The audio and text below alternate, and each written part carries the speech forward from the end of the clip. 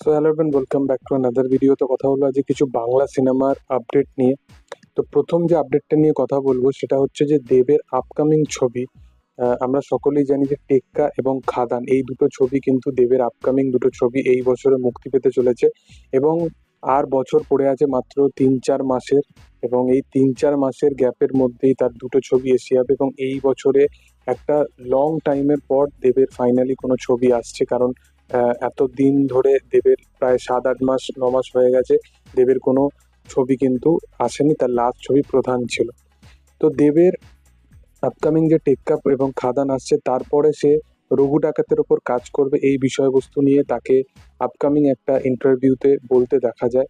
কারণ সে রিসেন্ট টাইমে টেক্কার প্রমোশনের জন্য অনেক নানান রকমের ইন্টারভিউ দিচ্ছে। তো সেই দরুন সে একটা কথা বলতে তাকে দেখা যায় যে টেক্কা এবং খাদান সমস্ত কাজ কমপ্লিট হয়ে যাওয়ার পর সে রঘু ডাকাতের কাজের ওপরে ফোকাস করবে। ডিসেম্বরের একদম শুরুর দিকে রঘু ডাকাতের কাজ স্টার্ট হবে এবং এই কাজটার প্রি প্রোডাকশনের কাজ এই মুহূর্তে নাকি স্টার্ট হয়ে গেছে। ছবির কিছু দৃশ্য নাকি রাজস্থানে এবং বাইরে কোথাও স্টেটের মধ্যে শুট করা হবে এটাই শোনা যাচ্ছে এবং এই ছবির বাজেট খুব দারুণ। ইভেন রিসেন্ট লাস্ট দিনে অরিত্রস জ্ঞানের চ্যানেলে মানে অরিত্রদার চ্যানেলে দেবে এবং সৃজিত মুখার্জির একটা ইন্টারভিউ হয়।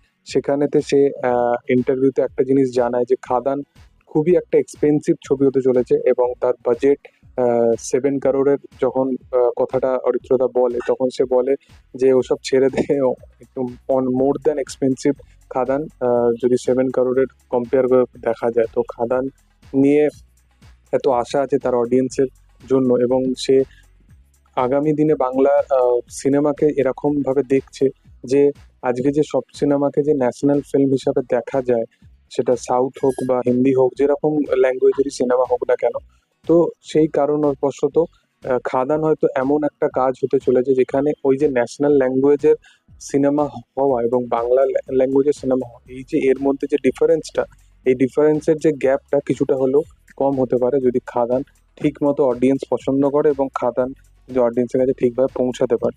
এর পরবর্তী যদি আপডেট নিয়ে কথা বলি, তো সেই ইন্টারভিউ থেকেই আমরা আরেকটা বিষয় নিয়ে জানতে পারি যে সৃজিত মুখার্জি একটা গল্প সে অ্যাপ্রোচ করেছিল দেব এবং জিৎ দুজনকেই। এবং সেই গল্পটা যেটা যে কনসেপ্টের ওপর বেসড করে হতে চলেছিল সেটা হচ্ছে যে জিৎ এবং দেব দুজনের যে স্টারডাম সেইটা কোথাও গিয়ে সিনেমার মধ্যে দেখানো হবে এবং দুজন দুজনের চরিত্রটা আহ, আলাদা আলাদা চরিত্র দুজন দুজনের নেভাবে, মানে জিৎ দেব হয়ে যাবে এবং দেব জিৎ হয়ে যাবে। তো এইরকম কাইন্ড অফ একটা কনসেপ্ট হতে চলেছিল এবং তারা যে ডিরেক্টরটার সাথে লড়ছে সেটা কোথাও গিয়ে অনির্বাণের চরিত্রটা হতো।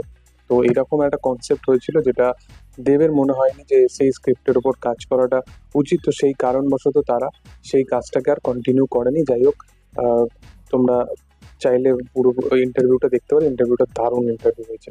এবং অন্তিম যে আপডেটটা নিয়ে কথা বলবো, আমরা সকলেই জানি যে জিৎ এবং প্রসেনজিৎ চট্টোপাধ্যায় দুজনের আপকামিং দিনে খাকি দ্য বেঙ্গল চ্যাপ্টারের ওপর কাজ আসছে এবং নেটফ্লিক্সের দরুন যেহেতু এই কাজটা আসছে, তো নেটফ্লিক্সের তরফ থেকে একটা চুক্তি করা হয়েছে যে যতদিন না তাদের এই কাজটা মুক্তি পাচ্ছে বা এই কাজের কোনো অ্যানাউন্সমেন্ট হচ্ছে তার আগে তারা কোনো রকম কাজের অ্যানাউন্সমেন্ট বা কোনো রকম কাজ কিন্তু রিলিজ পেতে দেবে না।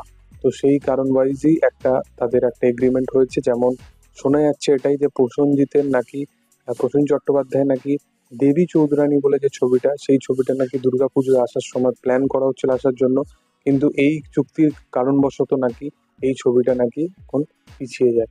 তো দেখার যে কত তাড়াতাড়ি খাকি দা বেঙ্গল চ্যাপ্টারের অ্যানাউন্সমেন্ট আসে এবং আমরা তাদের অন্যান্য কাজ দেখতে পারি। যাই হোক, তোমাদের কি বক্তব্য এই আপডেটগুলো নিয়ে অবশ্যই কমেন্ট সেকশনে জানাতে পারো। এরকম আরো আপডেট দেখতে হলে চ্যানেলটাকে অবশ্যই সাবস্ক্রাইব করে নিও আর ভিডিও ভালো লাগলে অবশ্যই লাইক করে দিও। Thank you all, by.